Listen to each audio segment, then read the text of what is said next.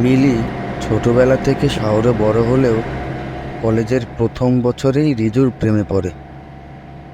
রিজু গ্রামের ছেলে, পড়াশোনায় বেশ ভালো হওয়ায় সে শহরের কলেজে স্কলারশিপে ভর্তি হয়। শহরের মেয়ে হলেও মিলির দয়ালু স্বভাব আর নিশুক মন তাকে প্রথম থেকেই টানে। ব্যাস, তারপর আর কি, 5 বছর চুটিয়ে প্রেম করে তারপর দুজনে বিয়ে করে। যদিও রিজু একটা বড় কোম্পানিতে চাকরি করে। বিয়ের পর তারা 1 মাস রিজুর বাড়িতে থেকে তার পরিবারের সাথে সময় কাটিয়ে তারপরে শহরে ফিরবে বলে ঠিক করে। ছোটবেলা থেকে শহরে বড় হলেও রিজুর গ্রাম আর তার পরিবার মিলির বড্ড প্রিয়। তাই সে কিছুদিন গ্রামে থাকার সুযোগ পেয়ে ভারী খুশি।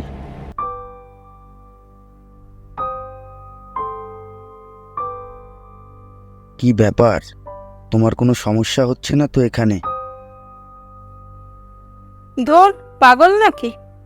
এত সুন্দর গাছগাছালি, নদী, পাখির ডাক এসব আমি শহরের কংক্রিটের জঙ্গলে কোথায় পাবো? আমার তো মনে হচ্ছে এখানেই থেকে যাই।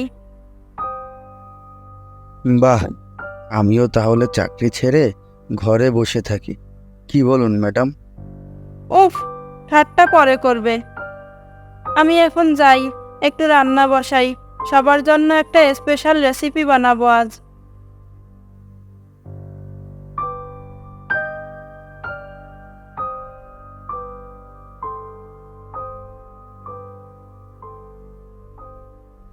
বাহ, ভারী সুন্দর গন্ধ বেরিয়েছে তো। তা কি রান্না করছো বৌমা? একটা মাছের চচ্চড়ি, মাছের কালিয়া, কচু চিংড়ি ভাজা, সব আমার ঠাকুমার কাছ থেকে শেখা মা। বেশ বেশ, তোমার রান্না হলে বলো, আমি একটু বাসনগুলো ধুতে নিয়ে যাব। আহা মা, আপনি কেন কষ্ট করে যাবেন? আমাকে বলুন কোথায় ধুয়ে আনতে হবে, আমি ধুয়ে দেব। কি বলবো মা, আমাদের এখানে তো কলঘর নেই, ওই পুকুর ঘাটেই বাসন ধুতে হয়। তোমার তো অভ্যেস নেই। আহা, তাতে কি হয়েছে মা? আমি ঠিক পারবো, রান্নাটা শেষ করেই যাচ্ছি।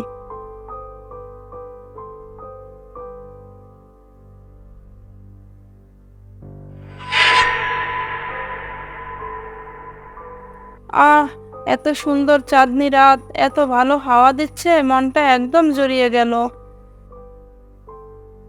মিলি নিজের মনে গান গাইতে গাইতে বাসন ধোয়া শুরু করে। ইতিমধ্যে পুকুর ধারে শেওড়া গাছে থাকা ভূতের নজরে পড়ে যায় সে। ভূতটা ধীরে ধীরে গাছ থেকে নেমে এসে মিলির খোলা চুল নিয়ে দুলতে শুরু করে, কিন্তু মিলি তাকে দেখতে পায় না। বাসন মাজা সেজে মিলি ঘরে যাওয়ার জন্য যেই সামনে আগাচ্ছে, ভূতটাও তার পেছন পেছন চলা শুরু করে।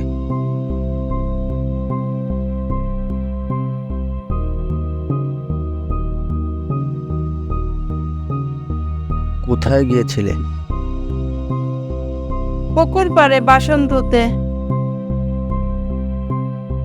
এভাবে খোলা চুল নিয়ে?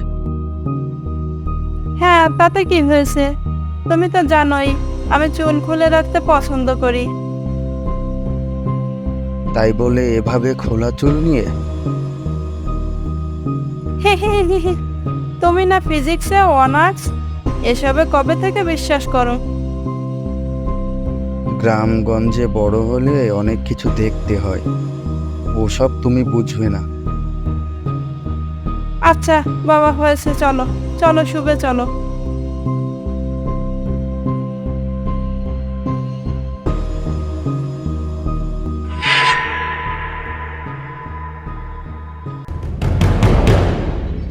কি হলো?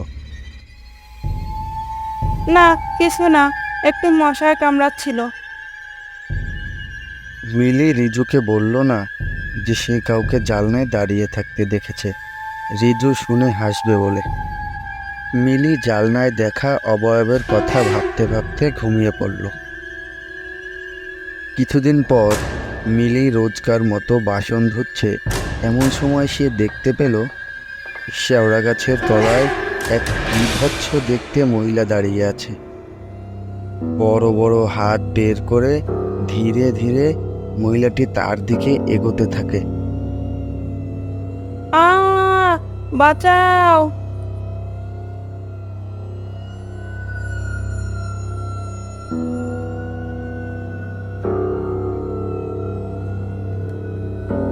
মিলি, কি রান্না করছো মাছ? আমার তো রান্না কখন শেষ, এখন একটু পায়েস বানাচ্ছি। সে কি, রান্নাঘরে ঢুকে তো তোমার 10 মিনিটও হয়নি, এখনই রান্না শেষ? বেশি কিছু বানাওনি বুঝি? না তো, অনেক কিছু বানিয়েছি আজ। ভাত, ডাল, ভাজা, 2 রকম মাছের পদ আর মাংস। বলো কি, এইটুকু সময় এত কিছু? মিলি কোনো উত্তর না দিয়ে রান্না করতে থাকে। মিলির শাশুড়ির কাছে ব্যাপারটা খুবই সন্দেহজনক লাগে। আচ্ছা, পায়েসটা না হয় আমি জাল দিচ্ছি, তুমি ঘরগুলো একটু ঝেড়ে পুছে নেবে মা। গতকালের ঝড়ে বাড়িতে বালি ভরে গেছে একেবারে। অবশ্যই মা, আমি এখনই করে দিচ্ছি।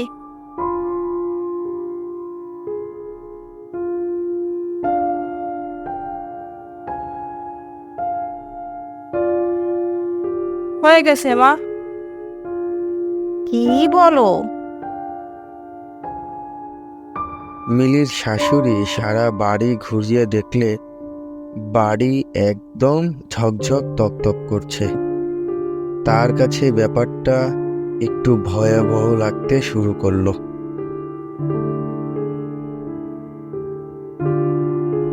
আমি গিয়ে একটু শুচ্ছি, শরীরটা ভালো লাগছে না। মিলির শাশুড়ি চলে গেলেন তার ঘরে শুতে। কিছুক্ষণ পরে আবার রান্নাঘরে দেখতে গিয়ে তিনি যা দেখলেন তাতে তার নিজের চোখকেও বিশ্বাস করাতে পারলেন না। তিনি দেখলেন মিলি রান্নাঘরে দাঁড়িয়ে দাঁড়িয়ে বিশাল লম্বা বড় হাত দিয়ে দূরের একটা গাছ দিয়ে আম পাড়ছে। এই দৃশ্য দেখে কাউকে কিছু না বলে ভয়ে কাঁপতে কাঁপতে তিনি সেখান থেকে চলে আসেন।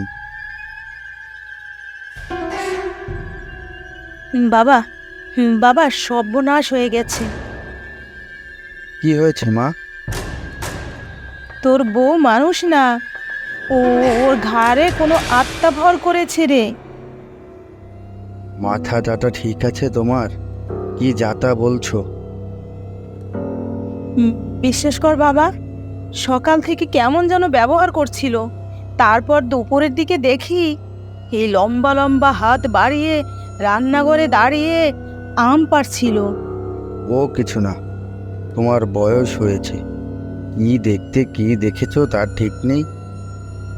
আমি যা দেখেছি ঠিকই দেখেছি, কত আহ্লাদ করে ছেলের বিয়ে দিলাম, ঘরে বউ তুললাম, শেষমেশ এই দেখতে হচ্ছে।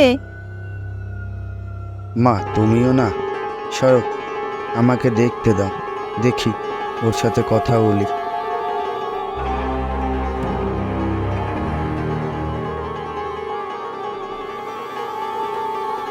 রিজো রান্নাঘরে ঢুকে মিলির সাথে কথা বলতে যাবে, হঠাৎই সে দরজার সামনে দাঁড়িয়ে ভিতরের দৃশ্য দেখে চমকে উঠল।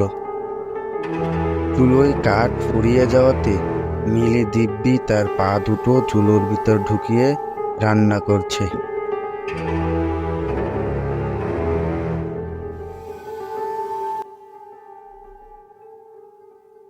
কি হলো বাবা? চলো মা, তাড়াতাড়ি এখান থেকে পালাও, মিলির ওপরে মনে হয় কোনো আত্মা ভর করেছে। আজ রাতটা এই বাড়িতে কাটানো একদমই ঠিক হবে না।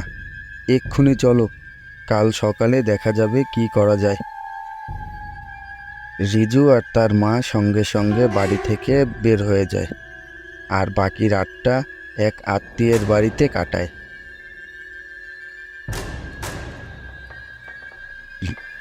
বাবা, আমাদের রক্ষা করুন বাবা, আমরা বড় বিপদে পড়েছি। সৌমাজে, বল কি বিপদে পড়ে এলি? সাথে কি তোর ছেলে? হ্যাঁ বাবা, ঠিক ধরেছেন। সেই ছোটবেলাতে তোর মা এনেছিল তোকে রক্ষা কবচ পরাবে বলে। অনেক বড় হয়ে গেছিস, শুনলাম বিয়ে করেছিস, তা বৌমাকে আনিসনি? বাবা, তার জন্যই তো আশা। তার বড্ড বিপদ। কি বিপদ, সব আমাকে খুলে বল।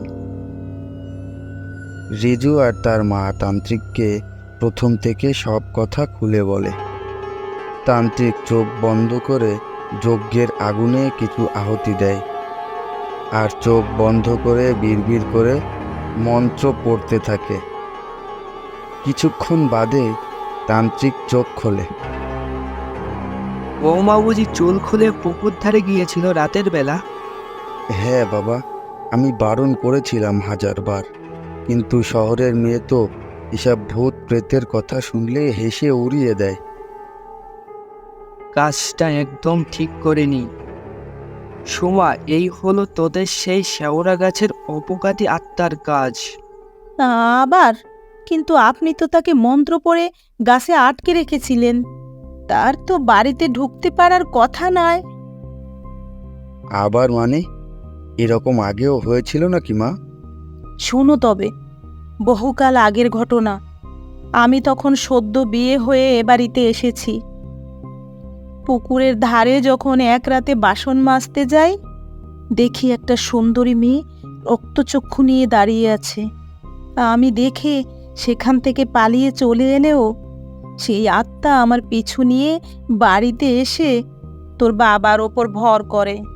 তোর বাবা দিন দিন শুকিয়ে যেতে থাকে। তখন তান্ত্রিক বাবা এসে যজ্ঞ করে ওই আত্মাকে তাড়িয়ে গাছের একটা কোঠরে বন্ধ করে রাখে। আর সেই আত্মা তখনই ছাড়া পাবে যখন সে তার জায়গায় অন্য কাউকে সেই গাছের কোটরি বন্দি করে রাখতে পারবে। সে তোর বউকে বন্দি করে তার জায়গা নিয়ে বাড়িতে আছে। তাহলে এখন কি উপায় বাবা? চল আগে ওই পুকুর পাড়ে চল। তান্ত্রিককে নিয়ে রিজু আর রিজুর মা পুকুর পাড়ে পৌঁছায়। তান্ত্রিক আগুন জ্বালিয়ে যজ্ঞ আর মন্ত্র পাঠ শুরু করেন। কিছুক্ষণ পরেই মিলি বাড়ি থেকে বের হয়ে ছুটতে ছুটতে পুকুর পাড়ে চলে আসেন। তার মাথার চুল এলোমেলো, শাড়ির আঁচল মাটিতে লুকাচ্ছে। চোখ দুটো রক্তের মতো লাল আকারে ধারণ করেছে, হাতের বড় বড় নখ। এই এই তান্ত্রিক, কেন এসেছিস এখানে? তুই আমাকে আর তাড়াতে পারবি না। এ শরীর এখন আমার। কি করবি তুই এই শরীর নিয়ে? কত বছর অপঘাতে মারা যাওয়ার পর থেকে ঘুরে বেড়াচ্ছি, আর এই মেয়ের কপালে স্বামী, সংসার সব জুটবে। কেন? আমি কার কি ক্ষতি করেছিলাম? আমাকে অসময়ে কেন চলে যেতে হলো? আর না, আমি এখন থেকে এই শরীরেই থাকবো। স্বামী নিয়ে লক্ষ্মী বউয়ের মতো সংসার করব। আমাকে কেউ ভাগাতে পারবে না, কেউ না।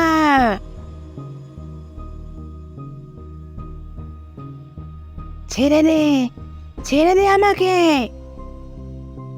বল মিলিকে কোথায় রেখেছিস?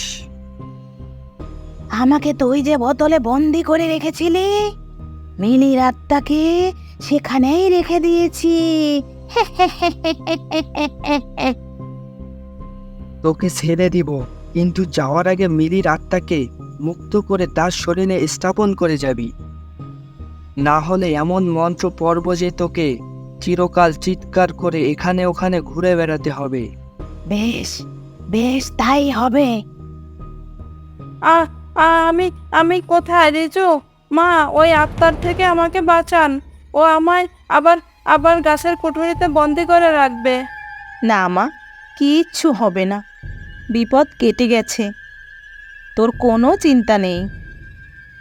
বাবা, আর কয়েকটা দিন থেকে যেতে পারতি, এখন তো আর কোনো ভয় নেই। না মা, মিলি খুব ভয় পেয়ে আছে। আর বলা তো যায় না কখন কি হয়, মিলির জীবন মরণের কথা। আমরা এখন যাই, ওর ভয় একটু কাটলে না হয় আবার আসবো। এই ঘটনার কিছু মাস পরে রিজু শহরে বাড়ি কিনে তার মাকে নিয়ে আসে তাদের সাথে থাকবার জন্য। সেই বাড়ি আর পুকুর ঘাট এখনো তাদেরই আছে, কিন্তু মিলি আর সে বাড়িতে কোনো দিনই পা রাখেনি।